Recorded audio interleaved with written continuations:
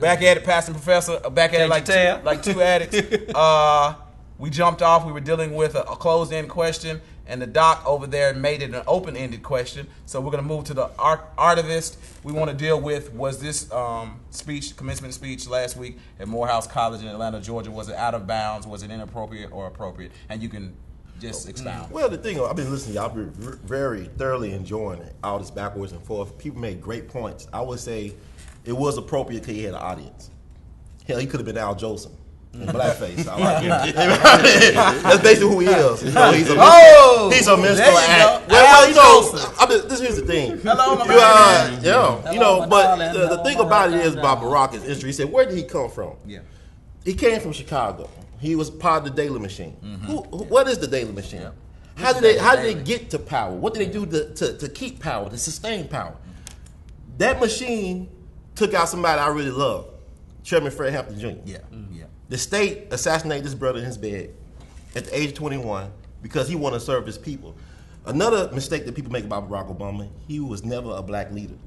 Yes. Never a black leader. From the revolutionary perspective. But he was a black leader, period. He was just a guy. Involved in social activism. Like Farrakhan said, before he was elected, he was selected. Yeah. All right. Big money behind him. You can't have that type of rats without big, powerful money and machine and shadow. You know, when I tell people, I talk to young people, I said, anytime you see a head of state or a president die, look at the folks around the folks you know. The people around the folks you know, them people you don't know who their names are, they the power brokers, they the kingmakers. Those are the most powerful people in the room. That's the shadow government. Barack Obama is the manager at Burger King. Okay, he's the front person of the franchise. He doesn't run the franchise. He doesn't manage the franchise. Okay, our best leaders that we ever had, historical speakers, some of the best, brightest black minds came from HBCUs. Right. One of the best black politicians we ever had was a brother with Lamont Owen. What's his name?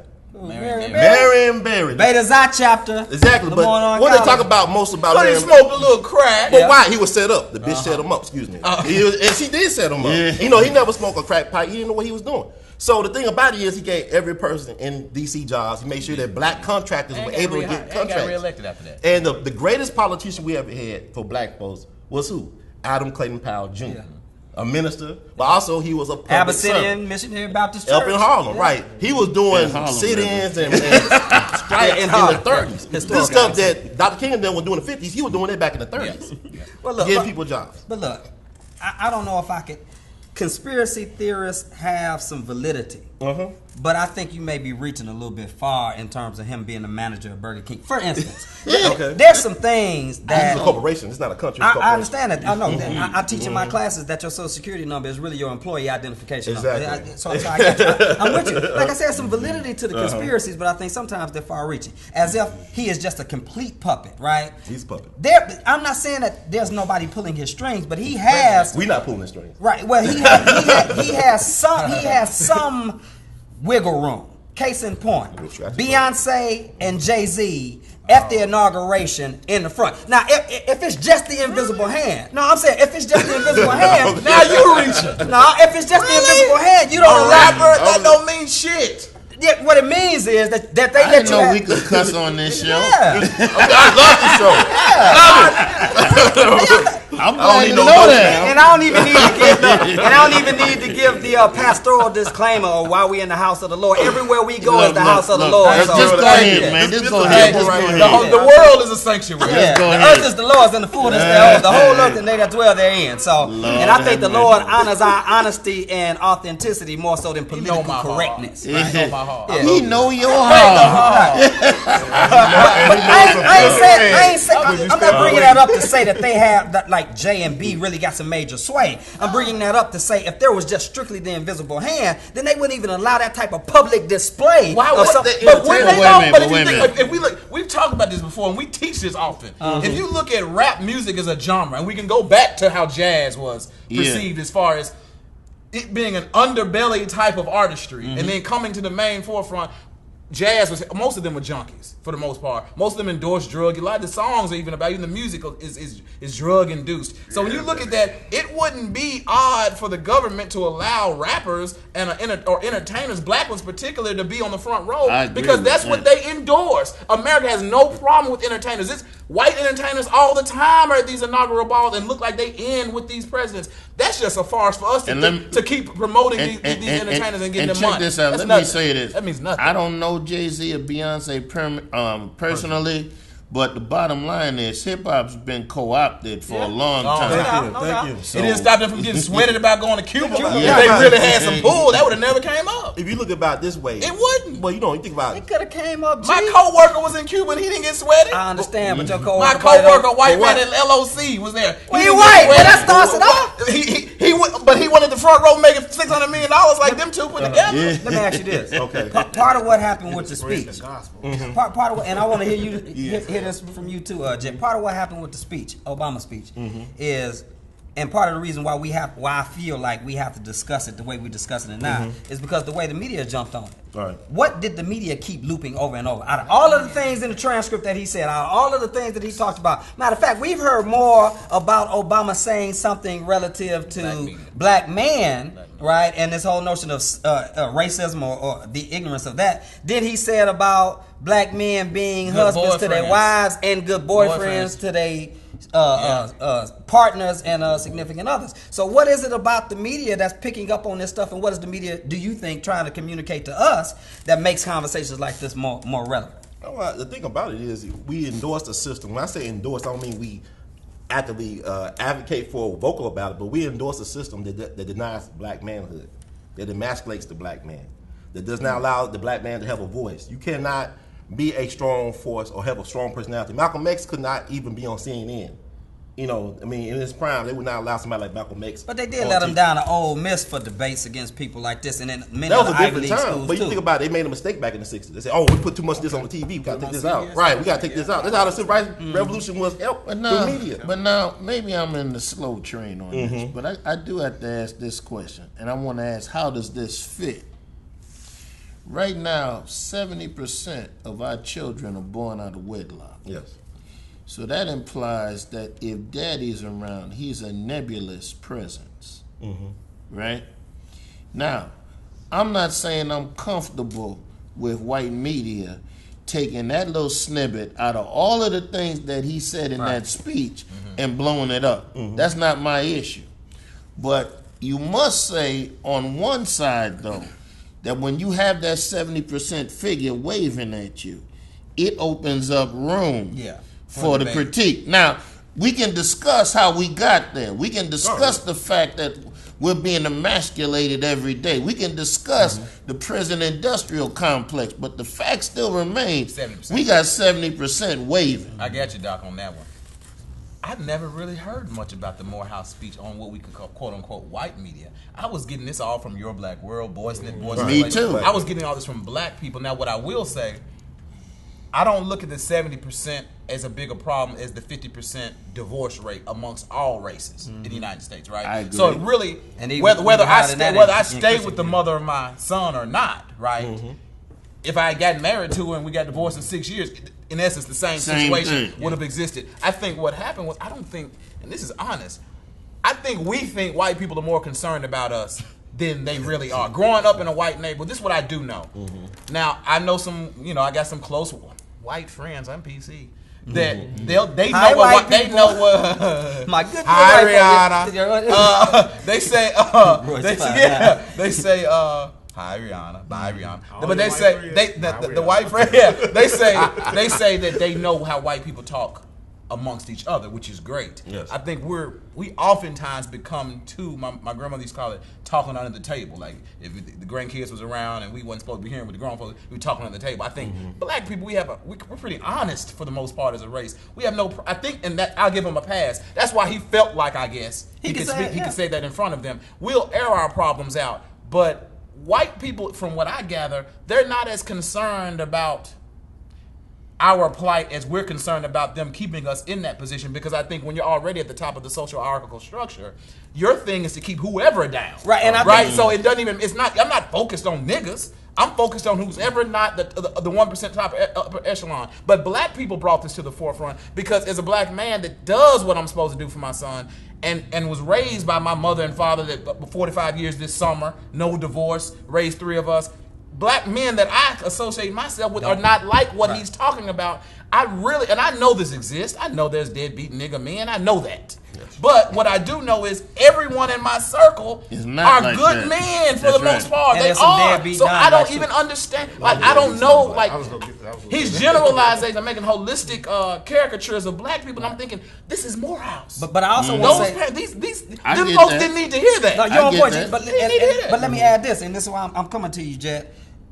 Many people's introduction to those sound bites were on mainstream media television. This is what CNN chose to loop. But this is what MSNBC. But they didn't craft it like Boyce them did. This is him at Morehouse College. Right. Okay. Right. And that's what I'm wondering. That, out of all of the things that those mainstream media sites could have sound bit, why do you think they chose those particular spots? And you mean because I miss the media? Like I'm like so CNN, MSNBC, major medias. The clips that they were showing from the speech was the clips of when Obama was saying, "Don't you be worried about nobody's gonna want to hear about racism and yada yada yada blah blah blah." I mean, because I think personally, because of what I was saying, they were comfortable with that and they like that message too. If I say it, it's a different message. Right. What I did hear was, because I didn't listen to CNN and stuff like that, what I listened to was Rush Limbaugh and Glenn Beck and those guys. I want to hear what they said. No, they didn't talk about that. Okay. Because to them, I believe that bitch was on point and good. Yeah. What they did talk about was, we said, if you're a black man like me, or some point in the speech, they pulled out a very small portion of that. Yeah. Like, why is he talking like this and trying to make that a They try to make it seem like he really stood up like he was real pro-black. They made the speech look way. I saw it as him ducking from his blackness, and they saw it like, oh, the nigga coming out the closet now. You know what I'm saying? That's the real nigga right there. That's what they was upset about. Yeah, But Dr. King, he had, I have a dream, but to black folks, I have a nightmare. White folks saw the dream, we saw the nightmare. Mm-hmm. We lived the nightmare. And the thing about it is, it's something to be said to seeing yourself through the eyes of your enemy. Because how people know black folks around the world is what white folks or white control, or white owned media put out about us. That's just true. And the biggest affirmative action program going is white privilege. Even affirmative action, look at statistic wise, white women have benefited more from affirmative action than any other group, supposedly. And retarded, crippled people, and fat people. Right. Everybody other than black. And we buy into it. That's why I can't stand when people... Or as they say, black immigrants now. African immigrants are more... Exactly. That's why I can't stand when people say, no matter who you are, red, black, green, or yellow. And I hear intelligent people say that. Dude, ain't no green and yellow people. Yeah. You know what I'm saying? You turn it into a fantasy. You turn it into a conversation we need to have. You framing it into some twinkle. Yeah, some mythical stuff. Yeah. You know what I'm saying? Keep American, it real. I want to ask Dr. Hutchinson this. Tell me this. You all know better than us because you all are preachers, ministers, pastors particularly. He know better than me. Every week, you're up in front of these people. That a lot of people are hanging on to your every word. And, from an educational standpoint, I can understand it too, because as a professor, sometimes they'll never question anything, right? It could become a God type of complex if you don't manage it correctly. Do you think that Obama, because what bothers me the most, when you listen to him often when he talks to blacks, right? Do you think that has he bought into this idea that I rose to this position because of my due diligence and hard work? Do you think that he thinks that he's a model for us? Because I've always said from the get-go, he's not a black leader. He happens to be the president of the United States that's black, right? But do you think that he maybe has bought into this and he really lets his skirt show or his slip show when he comes around us? Were you calling the president a cross-dresser?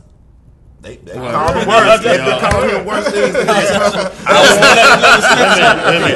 I want to put out a disclaimer. I did not say any of that. That's my disclaimer. But anyway, that was not me. That was anyway. He's the first gay president. Anyway, no, I didn't say that. That's what they said. But now to answer your question. I can't remember. Always making jokes out of something. Go ahead. That's all they know to do. Make something fun. Yes, sir. No, but we're going to address it. I can't remember if this was the major media or not. I think it may have been. But I think the perspective that he has is one of, even though I may not say the word black, even though I may not harp on being black, much of the legislation and the things that I've tried to do as president have been done to benefit my folks. So when they have this critique of me, this public scathing of me, you know, like Tavis, Smiley, and Cornel West, that sort of thing, the perception I get is that hurts him more than it does the other critiques he gets. The other stuff was like water off a duck's back. But I think those critiques sting because I think that he may think that people don't have an appreciation of what he's trying to do. Now, whether he's right or wrong, that's not for me to say. I'm just reporting the news. I don't think it's a God complex with him because I think somewhere in the back of his head, he's still that community organizer in Chicago. So I don't pick up the God complex, but I pick up the, that's it. Yeah, I mean, that's it. It is hard to manage. That's it. But I think what you're picking up sometimes is frustration because when you have a position like a community organizer, you got a lot of frustration in trying to organize amongst uses. But above that, he is a politician. True. He does have community organizational ties, but his DNA is in essence a privileged, well-educated politician. Right. I do think he has bought into some of it, but I don't think it's a Messiah complex. You know, I don't think he got the God thing going. But you hear him say certain things like, I'm not a dictator, I'm the president. And you know, so I think some of the stuff in his reaffirmation of his personhood and being president does kind of sort of stroke his own individual ego. And I think that that's understandable. But I don't know if I can support this notion that he is talking in code language to black folks about black policy. I don't think he's doing that at all.